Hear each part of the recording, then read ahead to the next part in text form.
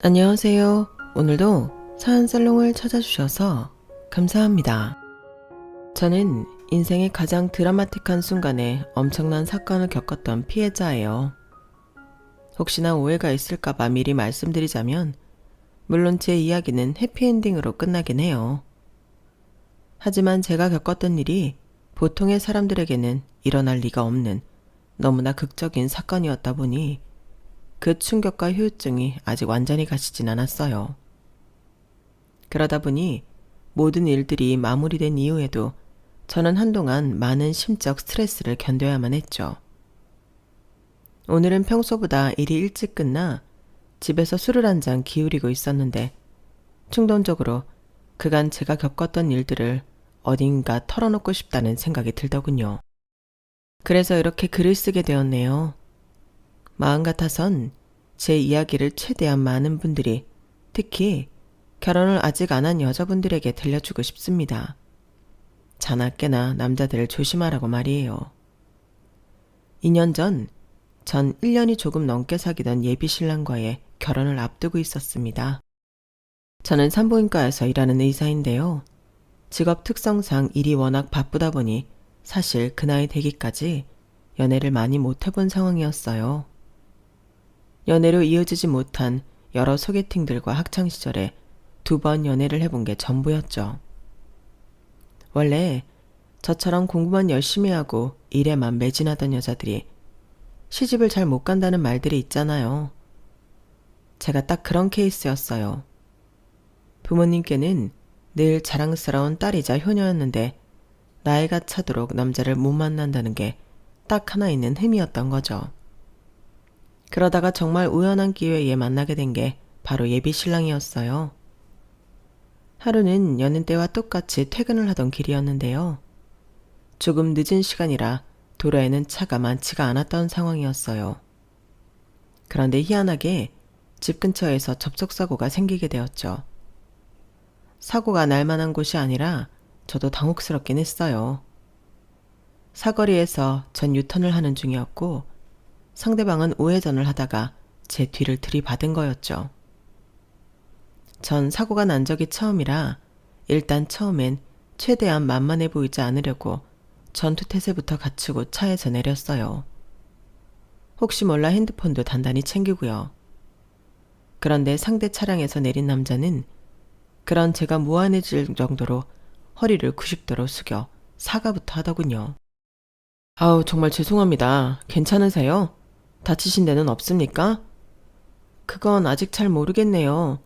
일단 보험사부터 부르시죠. 전 이미 불렀어요. 아, 네, 그러셔야죠. 제가 죄송해요. 집에 급한 일이 있어서 평소보다 속도를 내다가 실수하고 말았네요. 처음엔 어떻게 이런 한적한 도로에서 이런 어처구니 없는 사고를 낼 수 있지 싶었는데 막상 상대방이 깍듯하게 사과하며 사정을 설명하자 그럴 수도 있겠다 싶더라고요. 사람이 살다 보면 누구나 실수를 할 수 있잖아요. 사고 자체가 큰 것도 아니었고 보험사 직원이 온 뒤에도 그 남자가 제 편의를 최대한 맞춰주며 보상도 철저하게 해주니 실수는 했지만 괜찮은 사람이구나 싶었어요. 당장 외상은 없지만 저는 그 남자와 보험사 직원의 권유로 일단 병원을 갔고 며칠이 지나자 목과 어깨 부분이 뻐근하게 올라와 물리치료도 받았습니다. 다행히 치료는 빠른 시일 내에 끝이 났고 금전적인 보상도 전부 마치게 되었어요. 사고와 관련된 모든 일 처리가 전부 끝난 뒤 그 남자는 저에게 다시 연락을 해오더군요. 몸은 괜찮냐며 자기가 식사 대접을 하고 싶다고 했죠. 연애 경험은 많지 않았지만 저도 바보는 아니었기에 이 남자가 저에게 데이트 신청을 한다는 걸 모르지 않았어요. 그래서 나름 차려입고 약속 장소를 향했죠. 아니나 다를까 예약된 식당은 누가 봐도 전형적으로 남녀가 데이트를 하는 곳이었어요. 그 남자는 긴장할 얼굴로 절 기다리고 있었죠.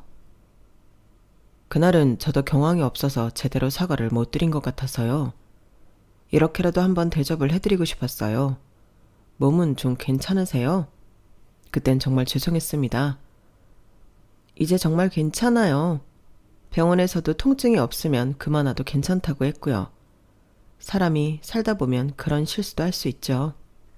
전 정말 괜찮아요. 교통사고라는 게 당시엔 잘 몰라도 시간이 지날수록 여기저기가 아파온대요. 이번 목이랑 어깨였지만 다음은 허리일 수도 있는 거죠. 조금이라도 아프시면 치료 꼭 받으세요. 아, 그리고 여기는 주변 사람들한테 추천을 많이 받았던 곳이라 예약을 잡았어요. 고기를 먹어야 힘도 나시고 건강도 찾으실 테니까요. 이미 처리를 너무 잘해주셔서 이렇게까지 안 해주셔도 되는데 고마워요. 맛있게 잘 먹을게요. 저 사실 이미 눈치채셨을지도 모르겠지만 그날 보고 그쪽한테 관심이 생겼어요. 차 들이받은 인간이 이런 말하는 게 웃기고 염치없긴 하지만 마음 같아선 그날 바로 식사 약속을 잡고 싶었는데 혹시나 비용 처리 안 해주려고 꼼수 부리는 것처럼 비춰질까봐 다 끝날 때까지 기다렸습니다. 오해 없으시길 바래요. 저 좀 이상한가요? 아니에요. 이상할 게 뭐가 있나요? 오히려 좋게 봐주셨다니 고마운데요. 이렇게 근사한 곳에 데려와 주시니 기분도 좋고요. 저희 두 사람은 화기애애한 분위기 속에서 많은 대화를 나눴어요. 그 남자의 이야기를 들어보니 제가 생각했던 것보다도 더 괜찮은 사람이었더군요. 그 사람은 스타트업 회사를 3년째 운영 중인 사람이었는데 7평짜리 오피스텔에 살며 집과 사무실만 다닌다고 했어요. 30대가 넘은 나이에도 아직 자리를 잡지 못했던 건 가정사가 어려웠기 때문이었는데 어머니가 오래전 돌아가셨고 아버지까지 건강이 악화되면서 집안에 돈이 많이 필요하다고 했죠. 장남으로서 가장 노릇을 하다 보니 20대의 번 돈은 전부 가족들을 위해 쓰게 되었고 지극정성으로 모신 결과 다행히 아버지가 건강을 어느 정도 되찾으셨대요. 그 이후에 사업 자금을 마련해 작은 사무실을 하나 차려 사업을 시작했다고 해요. 어린 나이에 가장 노릇을 훌륭하게 해낸 것도 모자라 자신이 꿈꾸었던 사업까지 실현시킨 사람이라니. 그 남자가 비록 당장은 경쟁력은 없을지라도 바르고 성실하니 언제든 성공할 수 있을 거라는 생각이 들더군요. 저희는 그날 이후로 몇 번 더 만남을 가졌는데 서로에 대한 이야기를 많이 나누다 보니 아무래도 제 이야기도 할 수밖에 없었어요. 그런데 저는 아무래도 외가 쪽 가족들이 거의 다 의사인데다가 친가 쪽도 전부 다 대부분 대학 교수나 대기업 연구원 등 고수익 직종에 계신 분들이 많아 그 남자의 가정 형편과는 차이가 났어요. 저는 사실 그 전에 소개팅했던 만났던 남자들이 저의 화려한 배경이 부담스러워하는 걸 몇 번 본 적이 있었는데요. 그래서 이 남자에게는 조금 조심스럽게 제 얘기를 꺼내게 되었죠. 아니나 다를까 그 남자는 조금 당황한 눈치더군요. 그래서 전 일부러 퉁명스럽게 부담스러우시면 굳이 안 만나셔도 돼요. 보통 남자들이 좋아하는 여자는 아니잖아요. 라고 말을 했어요. 그런데 그 남자는 의외의 대답을 하는 거예요. 조금 당황한 건 사실이지만 그렇다고 예림 씨를 안 만날 정도로 부담스러운 건 아니에요. 그런 건 별 볼 일 없는 놈들이나 느끼는 감정이죠. 배경이야 어쨌든 예림 씨라는 사람 자체가 변하는 건 아니잖아요. 예림 씨가 제 배경 따위에 신경 쓰지 않고 저라는 사람을 좋게 봐서 만나준 것처럼 저도 똑같아요. 그리고 나중 일은 또 모르잖아요. 전 제 사업이 성공할 거라고 믿어요. 자신 있거든요. 저는 그때 그 남자의 대답을 듣고 완전히 반해버렸어요. 사실 그 전까지의 만남은 호감이 반이었고 호기심이 반이었는데 말이에요. 저희는 얼마 안 가 연인 사이로 발전하게 되었고 1년이 조금 지난 어느 날 그 남자는 저에게 프로포즈를 해왔어요. 예림아, 널 만나기 전에 나는 내 성공에 대해서만 생각하고 움직이는 이기적인 사람이었어. 하지만 자기 자신보다 주변 사람들을 더 위해주는 널 만나고 너한테 많은 것을 배우면서 내면까지 꽉 찬 사람이 된 것 같아. 나는 너를 만나고 나서 비로소 제대로 된 어른이 될 수 있었어. 그런 너와 평생을 함께하고 싶어. 널 위해서라면 남은 한평생을 바칠 수 있어. 나랑 결혼해 줄래? 좋아. 결혼하자. TV 같은 데서 프로포즈를 할 때 왜 그렇게 사람들이 우는지 사실 그 전에 저는 볼 때마다 도저히 이해할 수가 없었는데요. 막상 제가 그런 상황에 처하게 되니 저도 모르게 눈물이 차오르더라고요. 정말 이 사람이 제 사람이구나 싶으면서도 형언하기 어려운 감동이 밀려왔어요. 제가 눈물을 흘리는 걸 보고 예비 신랑도 눈가가 빨개졌죠. 저희는 그렇게 눈물로 결혼을 약속했고 행복하게 결혼식을 준비하기 시작했답니다. 결혼을 약속하게 된 사람이 생겼다고 집안에 말씀드렸더니 저희 가족은 다들 축하해 주셨어요. 예비 신랑이 실제로 인사를 드리러 오자 모두가 형편은 어려워도 바르고 건실한 친구라며 남편감을 잘 골랐다고 저한테 칭찬을 아끼지 않으셨죠. 그렇게 예비 신랑은 저희 집 사람들에게 좋은 인상을 남기게 되었고 약 열흘쯤 뒤에는 제가 예비 신랑의 가족을 만나러 갔어요.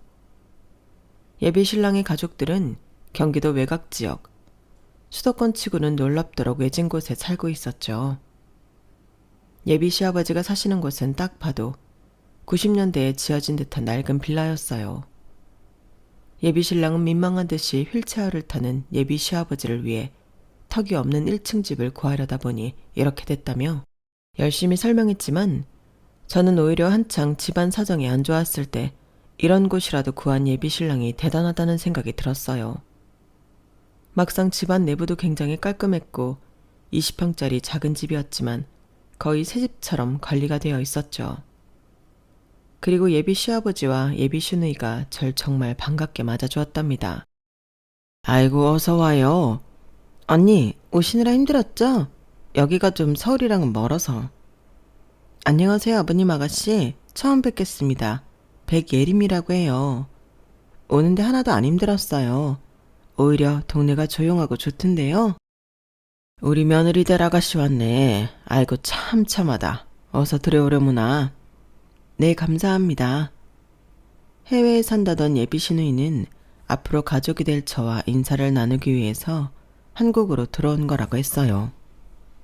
남편의 일 때문에 결혼식 날엔 오지 못할 것 같아 일부러 무리하면서까지 그날 왔다고 하더군요.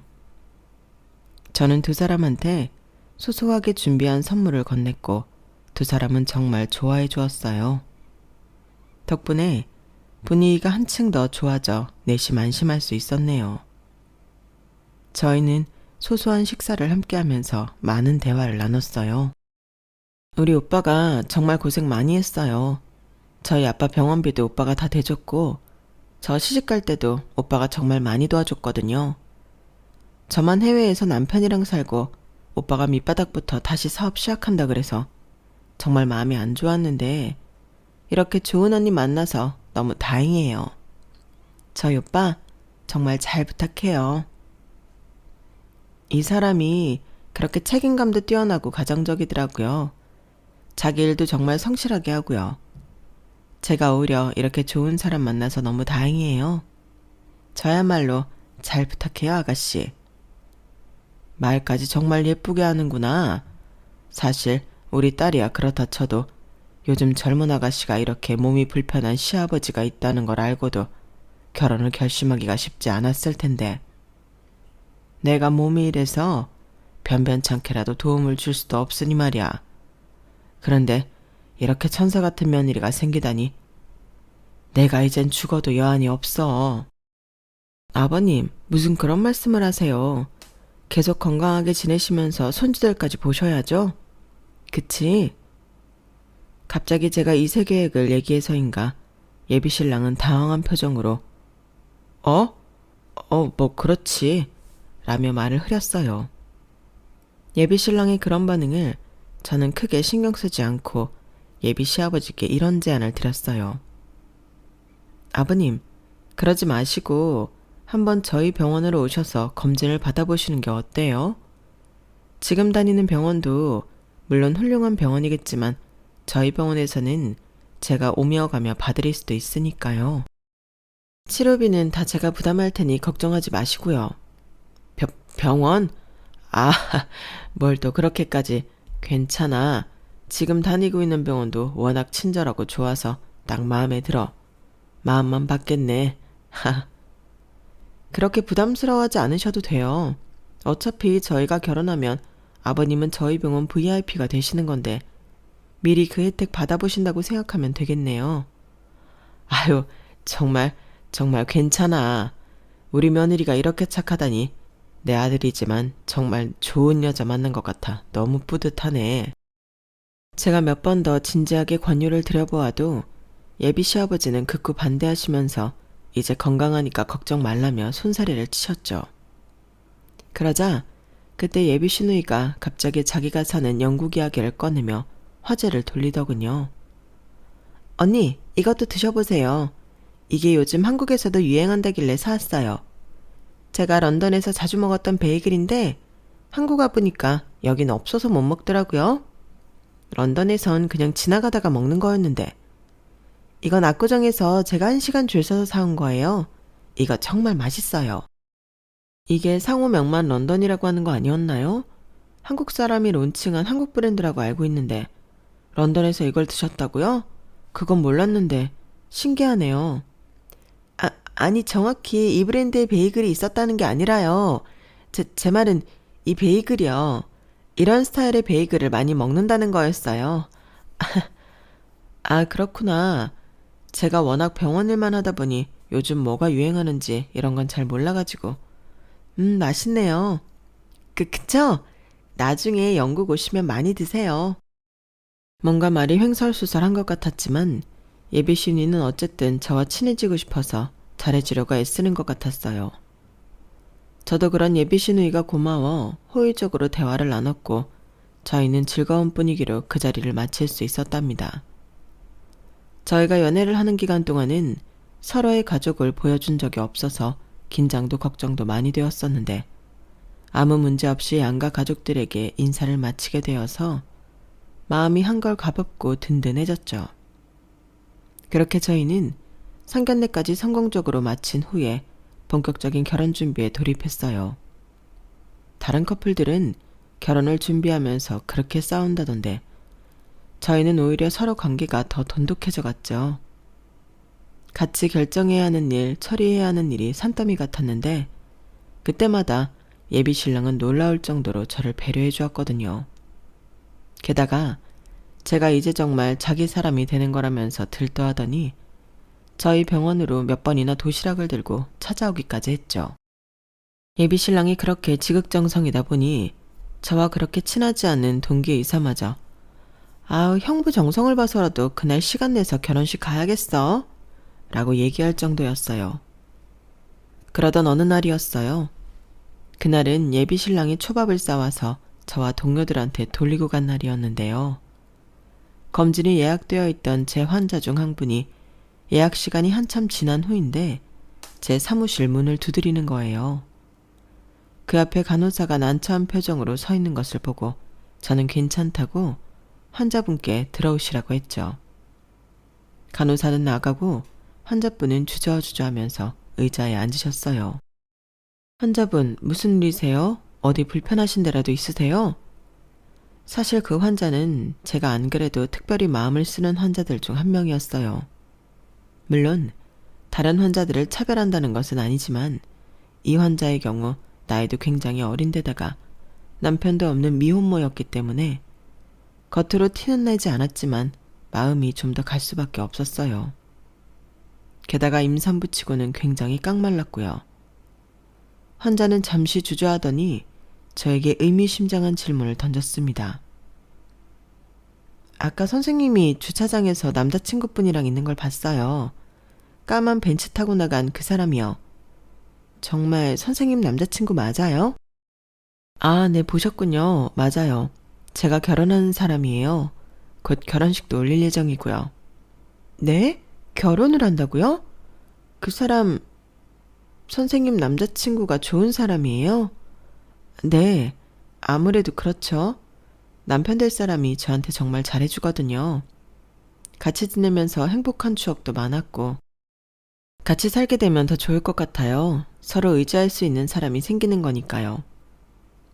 저는 그 환자분이 아무래도 미혼모이다 보니 정서적으로 불안해진 줄 알았어요. 한창 호르몬이 날뛸 때가 임신기간인지라 임산부들은 남들이 봤을 때는 별거 아닌 것 같은 부분에도 감정이 급격하게 너를 띠는 경우가 많으니까요. 게다가 그 환자분은 단 한 번도 보호자를 데려온 적이 없이 늘 혼자 진료를 보러 왔었고요. 그래서 저는 차분하게 그분을 달래드리려고 마음을 먹었는데 그분은 갑자기 뚱딴지 같은 질문을 던지는 거예요. 그래서 결혼이 언제라고요? 정확히 언제 하시는 거예요? 이번 주 토요일이에요.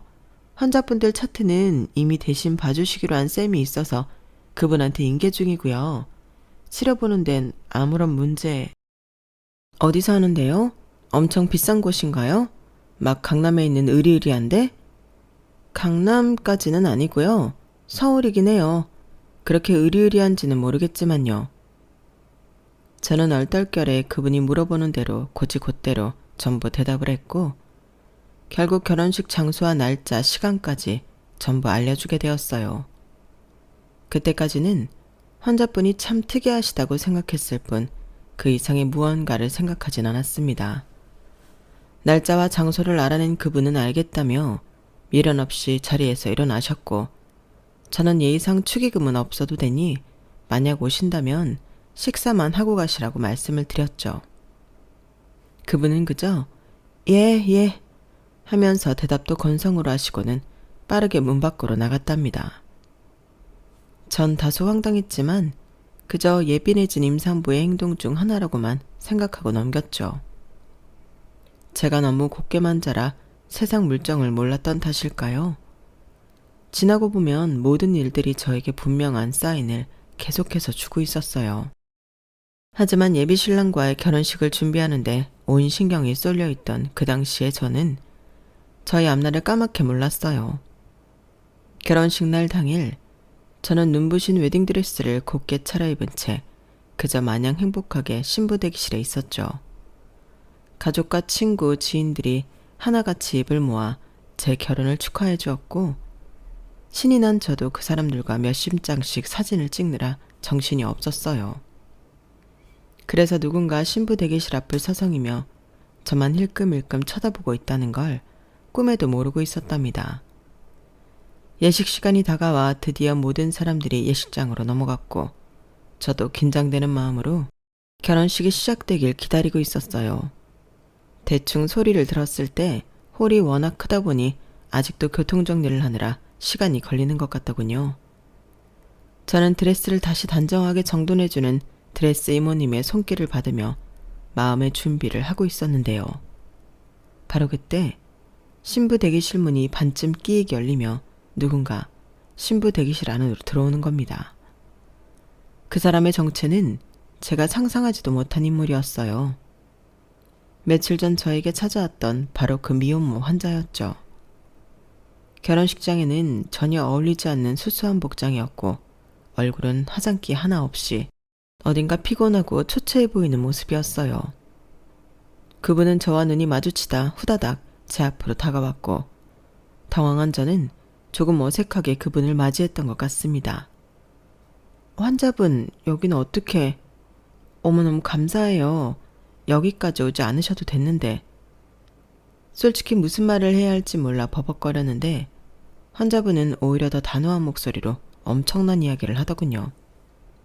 아니에요, 선생님. 이 결혼 지금이라도 얼른 취소하셔야 돼요.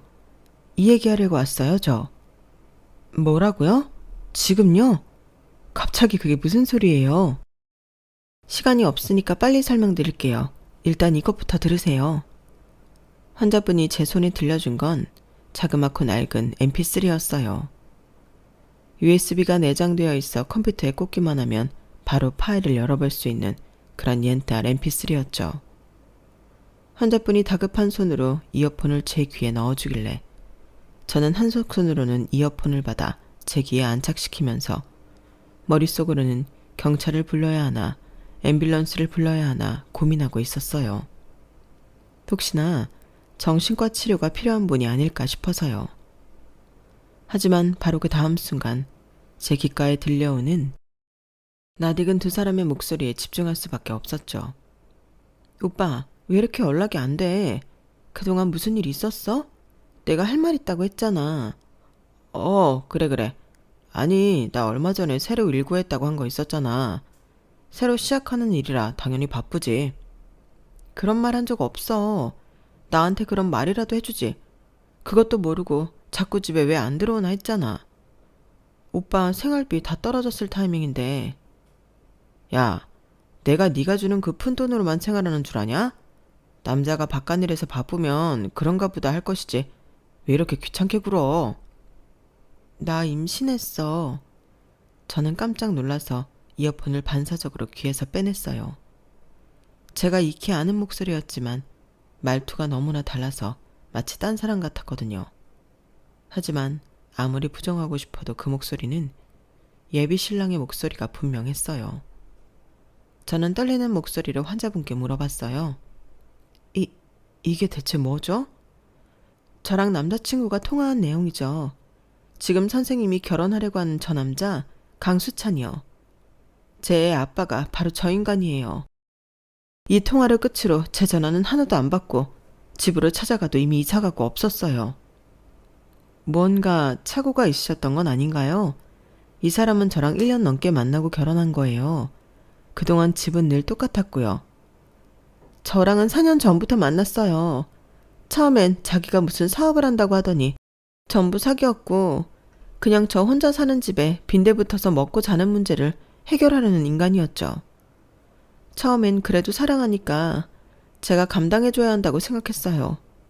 그런데 점점 이거 해야 한다, 저거 필요하다 하면서 제 수입의 반 이상을 가져가더라고요. 그러더니 제가 임신하기 몇 개월 전부터 절 버릴 준비를 한 거예요. 아마 그쪽을 만난 거겠죠. 저 이제 곧 예시 시작하는데 신부님 어서 준비하셔야 합니다. 저희의 대화를 듣던 드레스 이모님이 난처한 목소리로 조심스럽게 예식의 시작을 알렸어요.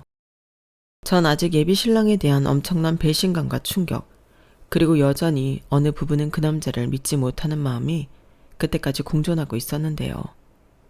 그때 그 환자분이 빠르게 핸드폰을 뒤적이더니 저에게 사진 하나를 보여주었어요. 선생님도 갑자기 이런 얘기가 믿어지지 않으시겠죠. 제가 너무 성급하게 녹음본부터 들려드려서 죄송해요. 정 안 믿어지시면 이걸 보세요. 만난 지 1년 넘었다고 했죠? 저랑 완전히 헤어지기 전에 찍었던 사진이에요. 8개월 전에요. 그 사진을 보는 순간 저는 모든 혼란스러움이 한 번에 정리되고 말았어요. 사람의 머릿속이 그렇게 한 번에 차갑고 이성적으로 변할 수 있는지 그때 처음 알았죠. 저는 낮게 가라앉은 목소리로 그 환자분께 물었습니다. 저희 신랑, 아니 이 남자 뒤에 있는 여자는 누구죠? 제 동창이에요. 이때까지만 해도 셋이 친하게 자주 놀았는데 어느 순간 둘 다 연락이 안 되더라고요. 어쨌든 이게 8개월 전에 저희가 술자리에서 찍었던 사진이에요. 이 여자 영국 사나요? 제 동창이요? 아니요. 얘 청주에서 네일샵 하는데요. 사진 속 그 여자는 영국에 살고 있다던 예비 신랑의 여동생이었어요. 자신의 동창이 이 사기극에 가담한 줄은 몰랐던 환자분은 오히려 의아한 표정으로 절 쳐다보았고 전 급하게 드레스 이모님의 소매를 붙잡았어요. 이모님, 얼른 예식 시간 좀 뒤로 늦춰주세요. 네? 지금 갑자기요? 직원분 아무나 붙잡고 20분만 늦춰달라고 해주세요. 드레스에 문제가 있어서 다시 손봐야 한다고요. 부탁드려요. 빨리요. 아, 네, 알겠어요. 감사합니다, 환자분. 어서 따라오세요. 저는 황급히 그 환자분을 데리고 혼주들이 옷을 갈아입는 것으로 갔습니다. 그 환자분과 이모님, 그리고 저만 빼고 밖에선 영문도 모른 채 20분 늦춰진 식을 진행하느라 우왕좌왕했죠. 갑자기 번쩍 떠오른 아이디어였지만 다행히 20분 만에 그 아이디어를 진행시킬 모든 준비를 마칠 수 있었어요. 그리고 정확히 20분 뒤에 예식은 정상적으로 진행될 수 있었죠. 하객들의 환호성을 한몸에 받으며 신랑이 먼저 입장했고 뒤이어 사회자의 정성스러운 멘트와 함께 신부도 등장하게 되었습니다. 어렸을 때부터 제 결혼식 로망은 아름다운 면사포가 있는 드레스를 입는 것이었어요.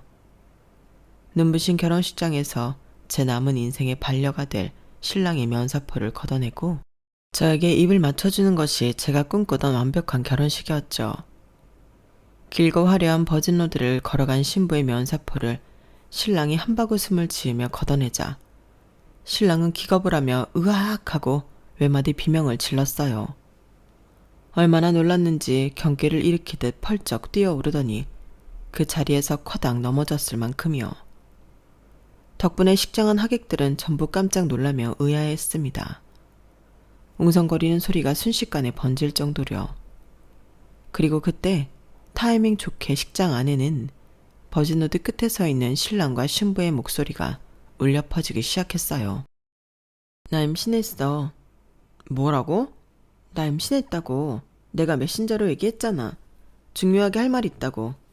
병원에서는 6주 차래. 내가 집에 마지막으로 언제 갔었지? 3주. 지금 그게 중요해? 이제 어떡하냐고. 오빠가 일해서 돈 구해올 수 있어? 나 출산하고 나면 더 이상 일 못할 것 같아서.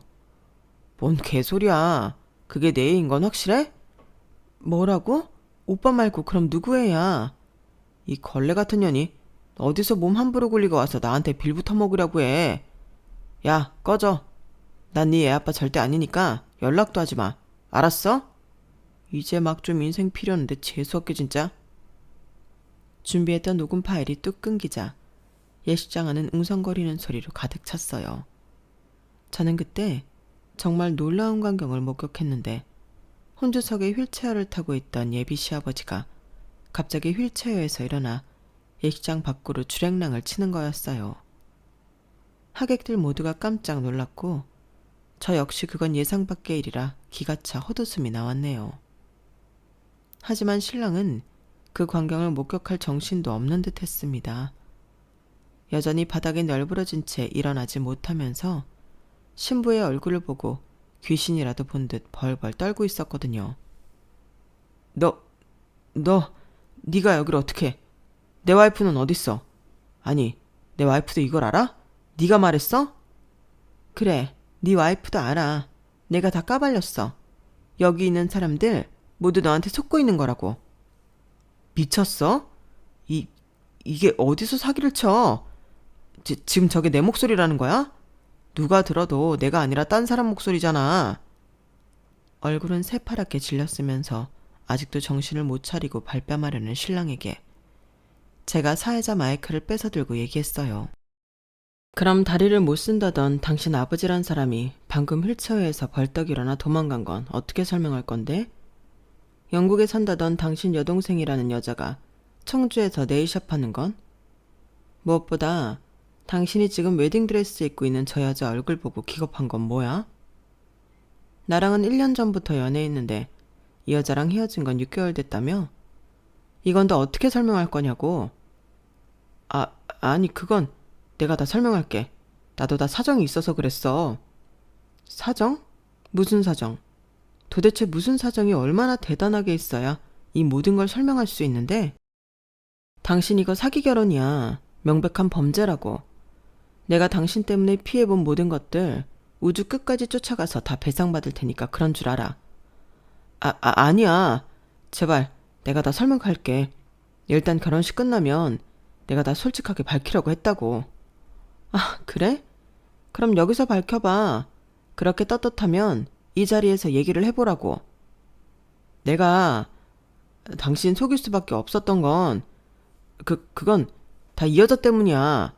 계속 정신병자처럼 사실도 아닌 얘기를 짓거리면서 나한테 들러붙었다고. 신랑이 횡설수설하면서 끝까지 자기 잘못을 인정하지 않자 저는 화가 머리끝까지 났어요.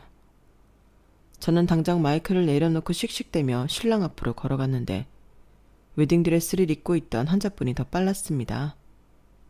환자분은 온 힘을 다해 신랑의 뺨을 내리쳤고 그 충격으로 신랑이 비틀거리자 그대로 신랑을 발로 뻥 쳐버렸어요. 결국 신랑은 중심을 잃은 채 버진로드 밑으로 우당탕하고 떨어지고 말았죠. 버둥거리면서 일어나 곧바로 환자를 노려보며 다가오려고 했는데 바로 그 타이밍에 예식장에 있던 보안 직원들이 달려와 그 사람을 제압했답니다. 그 남자 쪽 하객들은 아수라장이 된 틈을 타 전부 주랭랑을 쳤고 남은 저희 쪽 하객들은 그 남자에게 달려들어 머리 끄댕이를 잡고 멱살을 잡아서 환자분과 저와 멀리 떨어뜨려 놓았어요. 보안 직원에게 양팔이 붙잡혀 있던 그 남자는 하객들의 메타작을 저항도 못하고 전부 받아 꼴이 엉망이 되었죠. 그 사이 저희 부모님이 저와 환자분을 데리고 얼른 예식장을 빠져나왔어요. 아빠는 예식장 안에 소란을 잠재우러 다시 들어가셨고 엄마와 제가 환자분이 옷을 갈아입는 걸 도와드린 후 최대한 빠르게 그 건물을 빠져나왔답니다. 모든 일이 끝나고 나니 저도 제가 무슨 정신으로 이 모든 소동을 만들었는지 모르겠더군요. 단 하나 확실한 건 환자분의 억울함을 제대로 풀고 동시에 그 못된 사기꾼 놈을 제대로 혼내주는 것엔 성공했다는 거였어요. 제가 원했던 것도 바로 그거였고요. 충동적으로 일을 저지르고 나니 부모님 하객분들도 많았을 텐데 부모님을 너무 배려하지 못했다는 생각이 들어 죄송스럽더라고요. 몇 시간 뒤 아빠가 집에 도착하셨을 때 저는 낮은 목소리로 하객들 전부 있는 곳에서 결혼식을 망쳐서 죄송하다고 사과를 드렸어요. 아빠, 죄송해요. 아까는 저도 너무 화가 나서 아빠랑 엄마 마음은 생각지도 못하고 일을 저질러 버렸어요. 괜찮다. 그런 놈이랑 결혼을 올리지 않은 게 더 다행이지 뭐. 혼인신고 전에 진실을 알게 된 게 조상님이 도우신 격이야. 하마터면 내 딸을 그런 쌍스러운 놈한테 뺏길 뻔했구나. 그렇게 말씀해 주셔서 감사해요. 여자다 보니 이분 사정에 너무 이입이 돼서. 이분이 제가 진료 받으리고 있던 환자분이거든요. 아, 그래? 몸도 성치 않으실 텐데 오늘은 여기서 쉬고 가세요. 그리고 앞으로 그놈한테 제대로 된 보상을 받을 수 있게 저희가 물심양면으로 도울 테니 비용 같은 건 걱정 말고 소송 준비해요. 감히 내 딸과 우리 집안을 우습게 만든 놈을 내가 가만히 둘 수는 없지. 감사합니다, 어르신. 정말 감사합니다. 환자분은 눈물을 글썩이며 저희 아빠한테 연신 고개를 숙이며 감사 인사를 전했죠. 그날 이후 약 3개월 동안 저는 신랑의 사기 행각을 문제 삼아 파혼 위자료를 엄청나게 받아냈어요. 결혼식에 든 모든 비용이 억대 금액이 들다 보니 신랑은 저에게 하루가 멀다 하고 연락해서 울며 불며 저에게 한 번만 봐달라고 빌었어요. 하지만 저는 일절 대답하지 않고 착실하게 모든 일을 법적으로 진행시켰습니다. 3개월이라는 시간이 충분히 지나도록 일부러 천천히 그 사람을 괴롭혔죠. 왜냐하면 3개월 이후에 그 환자분이 출산을 했기 때문이에요. 출산 후 그 사기꾼 놈과 친자 확인 검사를 해본 결과 99%로 그놈의 아이가 맞다고 나오더군요. 대단한 반전을 기대한 것도 아니지만 어쩜 모든 게 이렇게 딱딱 맞아 떨어질 수가 있는지 기가 차서 헛웃음이 절로 났죠. 저희 아빠는 정말로 그 환자분께 초호화 변호인을 붙여주었어요. 초호화 변호인단이라는 말에 걸맞게 변호사들은 말 그대로 그 사기꾼 놈을 먼지 하나까지 탈탈 털어버렸고요. 결국 그 사기꾼 놈은 저에게 파혼 위자료 및 배상금을 갚아야 했을 뿐 아니라 그 환자분께도 향후 20년 동안 양육비를 주어야 하는 상황이 되고 말았죠. 그리고 그동안 환자분께 알게 모르게 뺏어가고 있던 돈까지 전부 토해내게 되었답니다. 무자비한 법원의 판결이 나오자 그 사기꾼은 그 자리에 주저앉아 흐느끼기까지 하더라고요. 그러더니 법원 안에 있던 절 발견하곤 무릎을 꿇으며 사정사정을 했어요. 예림아, 이거 너무한 거 아니야? 내가 너한테는 그렇게 잘해줬잖아. 꼭 이렇게까지 해야 하는 이유가 뭐야? 난 정말 내 애인인 줄 몰랐다고. 네 애인인 줄 몰랐으면 나랑 만나는 동안 딴 여자 만나는 건 용서가 되는 일이니? 너한테 그렇게 헌신적이었던 여자 임신시켜놓고 나 몰라라 내팽개치는 건 용서가 되는 일이냐고. 그걸 왜 네가 화를 내느냔 말이야. 난 너랑은 다 잘해볼 생각이었어. 제발 우리 좋았던 기억들 많잖아. 네가 나 조금만 봐줘. 내가 저 큰 돈을 더 어떻게 갚아. 그거야말로 내 할 바 아니지. 나한테 그런 사기를 친 인간이 어떻게 되든 뭐가 중요해? 좋았던 기억 같은 소리 하네. 네가 사기꾼이라는 게 밝혀진 순간 그건 전부 다 악몽 같은 기억들이 됐어. 넌 진짜 네가 나한테 무슨 짓을 저질렀는지 전혀 모르는구나. 모든 위자료 배상금은 막노동을 하든 뭐라든 10원 한 장 빼놓지 말고 갚아. 알았어? 괜히 저에게 사과하는 척 접근했던 그 사기꾼은 뼈도 못 추리고 저에게 호되게 혼이 나기만 했죠. 한순간에 길바닥에 나앉게 된 그 사기꾼은 도저히 이 모든 돈을 갚을 능력이 되지 않아 간판까지 가게 되었답니다. 그 소식을 들어도 저는 불쌍하다는 생각은 눈꼽만큼도 들지 않았어요. 오히려 그곳에서 제대로 된 참교육을 더 많이 받아오기만을 바랐죠. 이 모든 일들을 겪은 후 저는 오랜 시간이 걸려 예전과 같은 평범한 일상을 되찾을 수 있었어요. 아무리 그런 사기꾼을 걸러낸 것만으로 다행이라며 스스로를 다독여 보아도 그날의 일은 저에게 큰 트라우마가 되어버렸거든요.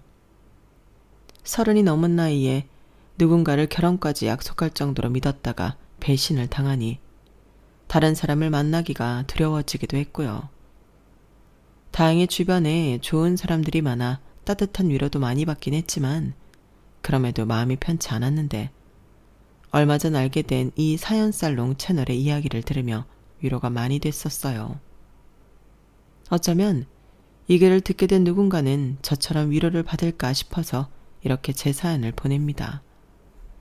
제 사연을 들으시는 분들이 모두 힘든 마음을 위로받으시길, 그리고 저에게도 위로의 말씀을 해주시길 바라요.